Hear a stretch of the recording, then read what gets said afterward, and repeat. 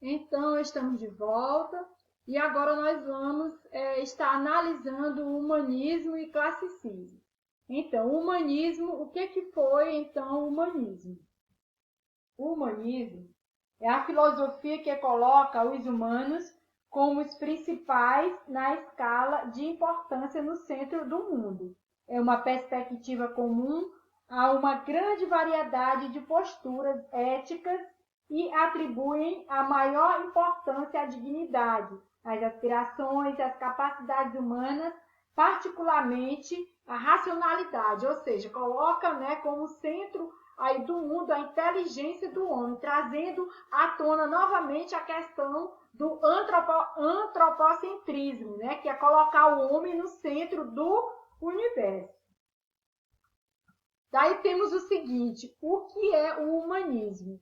O humanismo pode ser definido como um conjunto de ideias e princípios que valorizam as ações humanas e os valores morais, respeito, justiça, honra, amor, liberdade, solidariedade, etc.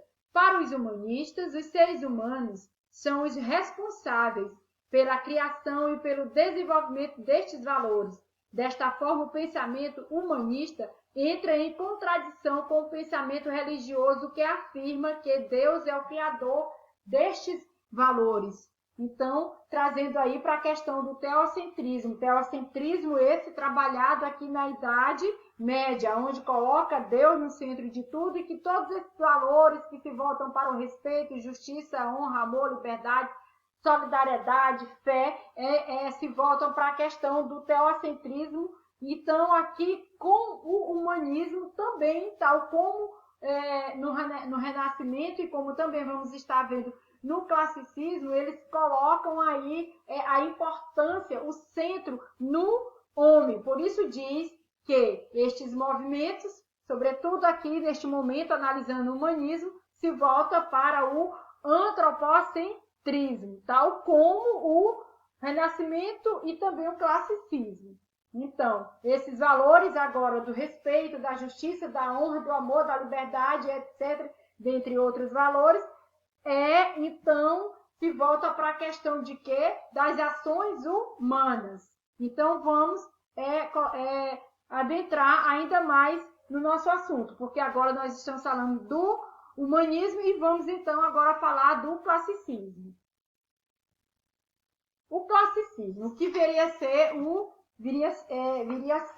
o classicismo. Então, o classicismo é justamente a doutrina ou tendência estética, literária, artística, teatral, filosófica e etc., que se fundamenta no respeito da tradição clássica e que tem como características as ideias da antiguidade greco-latina e ainda a noção das proporções, o gosto das composições equilibradas, a busca da harmonia das formas e a idealização da realidade. Nós sabemos o seguinte, que os elementos artísticos da cultura greco-latina referencia a mitologia greco-latina e essas referências a esses mitos indicam uma perspectiva diferente daquela predominante na Idade Média. Se assim, tanto como o Renascimento, o humanismo e o classicismo, eles trazem a ideologia voltada para a antiguidade clássica, justamente para a questão, sobretudo, da cultura greco-latina, eles trazem, então,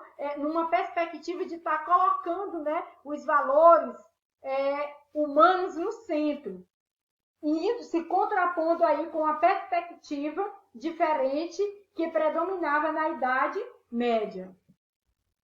Assim sendo, o que é o classicismo? O classicismo é um movimento cultural que valoriza e resgata elementos artísticos da cultura clássica greco-romana, nas artes plásticas, teatro e literatura. O classicismo ocorreu no período do Renascimento cultural. Então, este movimento traz aí a ideologia que se fundamenta justamente em fazer referência à cultura greco-latina.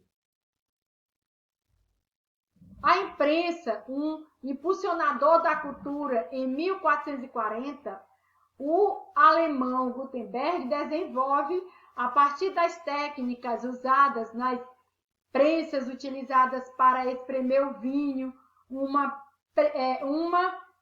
prensa gráfica que estaria na origem de uma das maiores revoluções da história da humanidade, a possibilidade de reproduzir suportes escritos, sejam livros, brochuras ou jornais em série, alargando o conhecimento e a informação a um leque alargado de pessoas, mas pessoas tendo acesso ao mundo letrado, né, que viria a acontecer a partir de Gutenberg, no momento em que ele desenvolve a questão da imprensa, né?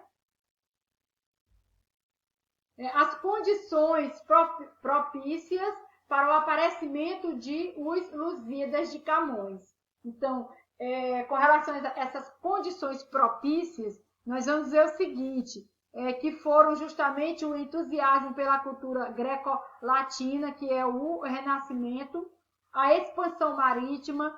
Com os descobrimentos, desvendaram-se novos climas, novas paisagens, faunas, floras, conheceram-se outros povos, outras culturas e línguas, religiões, observaram-se fenômenos naturais, desenvolveram-se novas técnicas, em resumo, abriram-se novos horizontes para o saber e o espírito crítico, o centro de interesse fixa-se no homem, na sua capacidade, na sua força natural, na sua obra individual ou coletiva, colocando aí o homem, né, numa perspectiva futurista, né, numa perspectiva onde a inteligência do homem foi impulsionada e desbravou o mundo, né, alargou-se então o conhecimento do mundo, expandiu-se então aí as conquistas, abrindo novos horizontes e, sobretudo,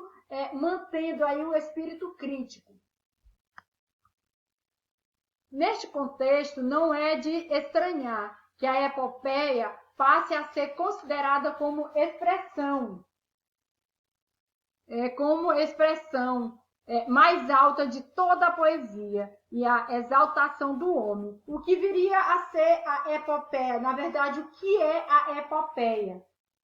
A epopeia é um poema extenso que narra as ações, os efeitos memoráveis de um herói ou lendário que representa uma coletividade, poema épico, poema heróico. Nós podemos observar que lá no nosso conteúdo, quando nós estávamos estudando sobre a questão da educação na cultura antiga de Roma, né? Na cultura antiga romana, a gente pode fazer uma reflexão e recordar o seguinte, que lá eles se voltavam, né, para a questão de estar cultuando, né, os feitos heróicos.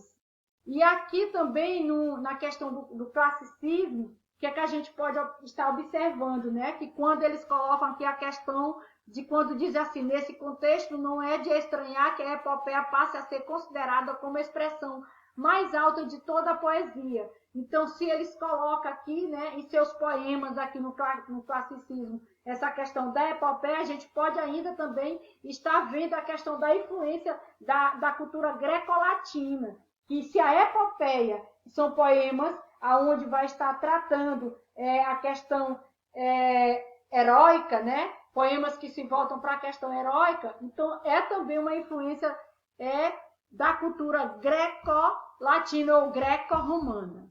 Então, meus amores, espero estar contribuindo novamente para o processo de ensino-aprendizagem de vocês, sobretudo para o ato de conhecer e aprender aqui na nossa disciplina História da Educação. Posteriormente, nós vamos estar falando sobre reforma e contra-reforma, assunto muito importante dentro da nossa disciplina. Como podemos ver aqui, né, reforma e contra-reforma, assunto para um próximo estudo. Até esse próximo estudo.